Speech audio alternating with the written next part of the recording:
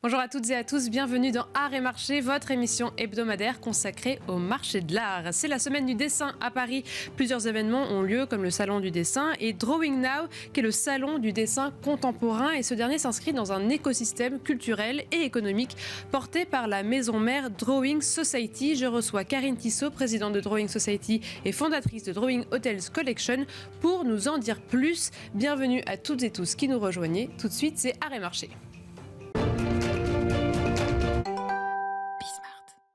Le salon Drawing Now ouvre ses portes cette semaine, un salon dédié au dessin contemporain qui a su s'imposer au fur et à mesure des années et qui s'inscrit dans un écosystème plus large porté par la maison mère Drawing Society. Karine Tissot est avec nous, vous êtes présidente de Drawing Society et fondatrice de Drawing Hotels Collection.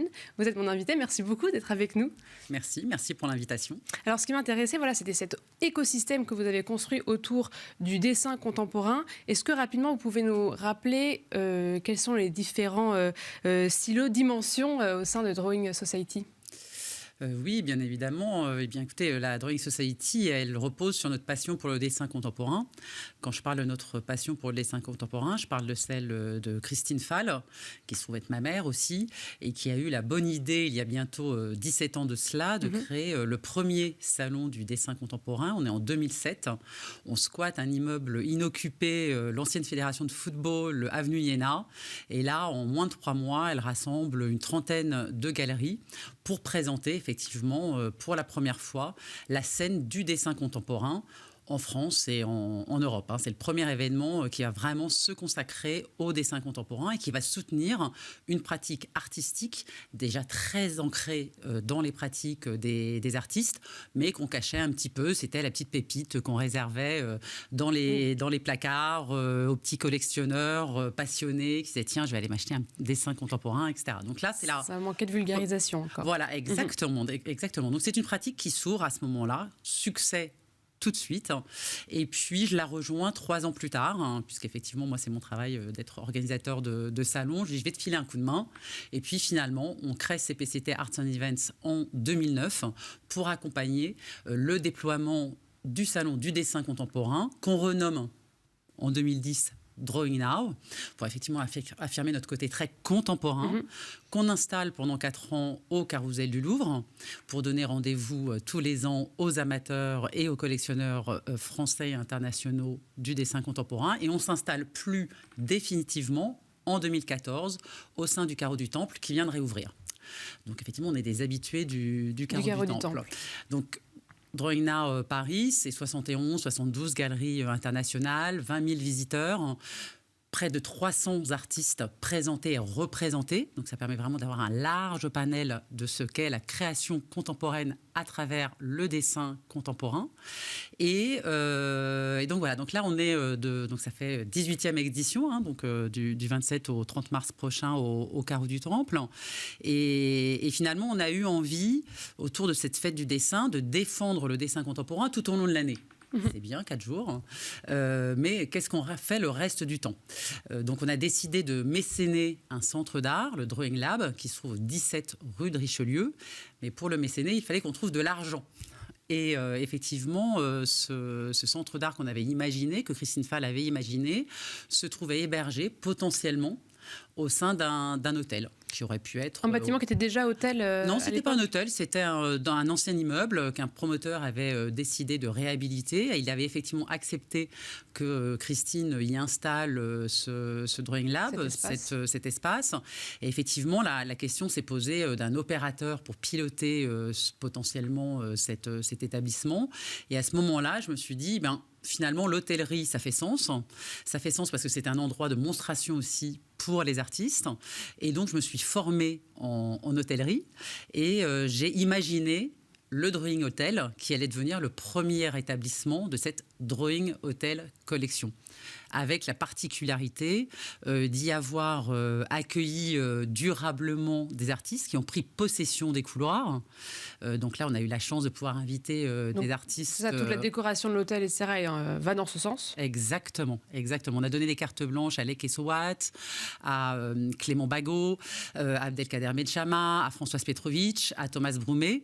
On a même voulu faire un signe distinctif sur le bâtiment, et donc c'est une œuvre de Stéphane Perrault qui attire aussi le visiteur au sein de l'établissement. Pour nous, c'est toujours très important que nos établissements portent bien entendu bien le travail et les œuvres d'artistes contemporains dont la pratique essentielle est le dessin, mais c'est aussi important pour nous que nos établissements s'installent localement dans les arrondissements où il se situe. Là, le premier est dans le premier arrondissement, et on y accueille aussi bien des gens qui viennent voir les expositions que prendre un café, que faire du coworking, etc.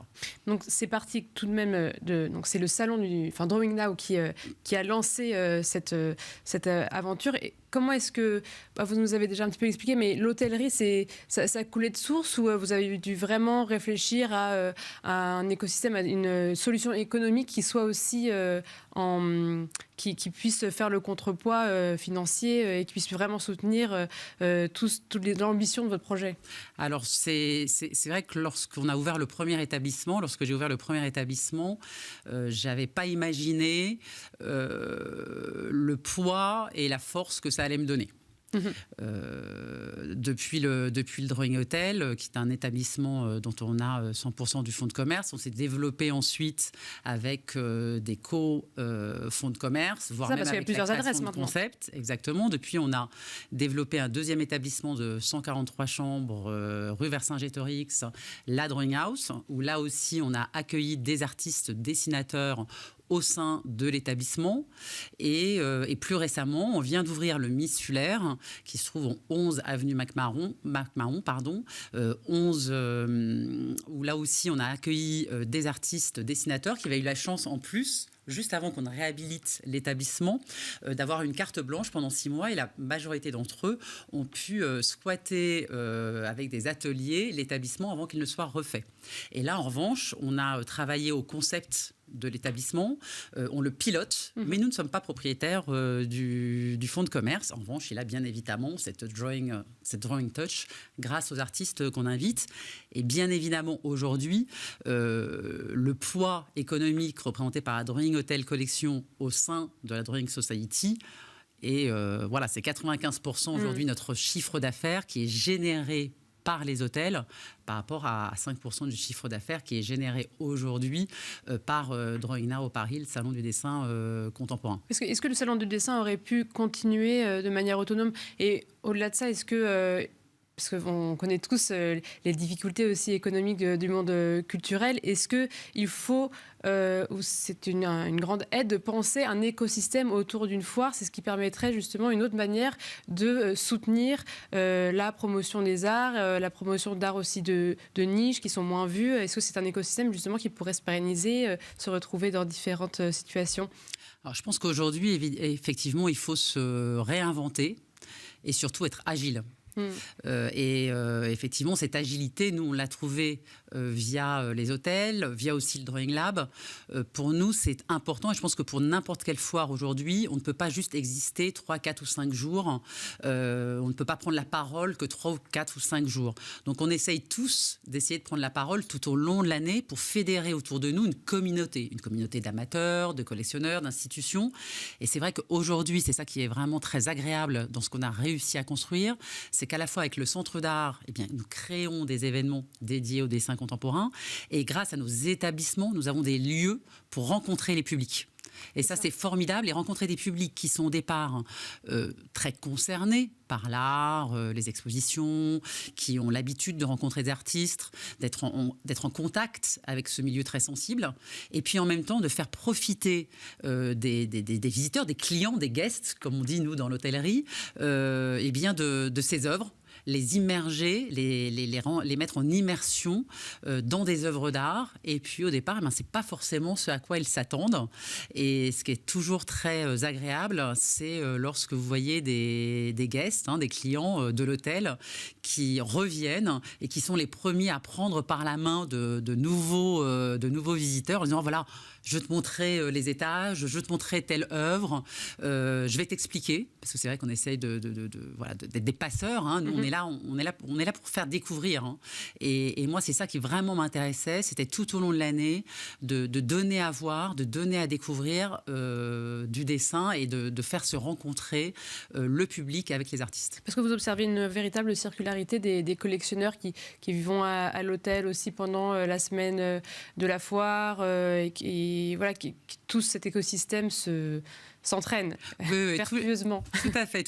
C'est un écosystème vertueux et c'est vrai que ce sont des places de rencontre. Effectivement, le Drawing Hotel et la Drawing House, c'est dans une moindre mesure le Miss Fuller qui vient juste d'ouvrir. Mais effectivement, cette semaine, vont voir se croiser des collectionneurs, des amateurs, des institutions du monde entier qui effectivement sont accueillis pendant la semaine du dessin au sein de nos différents établissements. Et bon, là, il nous reste une grosse minute. Est-ce que cette année, en termes de dessin contemporain, est-ce qu'il y a des tendances particulières dont on va être l'observateur cette semaine à Drawing Now? Est-ce qu'il y a, en termes de plastique, est-ce qu'il y a une proposition spécifique cette année? Eh bien, écoutez, ce que je trouve extraordinaire cette année, c'est qu'on va faire se rencontrer différentes générations d'artistes. Donc, on va avoir le plaisir, à l'occasion de Drawing Now Paris, de pouvoir à la fois découvrir des œuvres d'artistes de 25 ans et de redécouvrir, voire de découvrir, selon son appétence et sa connaissance, des artistes un petit peu moins connus ou qu'on avait peut-être un petit peu oubliés ou qui n'étaient pas dans notre spectre, qui ont 90, 95 ans. Et de voir cette écriture et ce fil conducteur autour du dessin contemporain, je pense que c'est vraiment ce qui va faire la richesse de cette édition, avec la présence de beaucoup de femmes. Et ça, j'avoue que c'est aussi, j'attends ça avec impatience, qu'on ait la possibilité de découvrir tout ce que ces femmes ont pu dessiner depuis les années 60, 70 et finalement maintenant se retrouver au milieu d'une nouvelle génération d'artistes. Et ça, je trouve que c'est très intéressant pour le visiteur. Bien, merci beaucoup Karine Tissot. Je rappelle que vous êtes présidente de Drawing Society et fondatrice de Drawing Hotels Collection. Merci d'avoir été avec nous et merci de nous avoir regardés toutes et tous. C'était Art et Marché.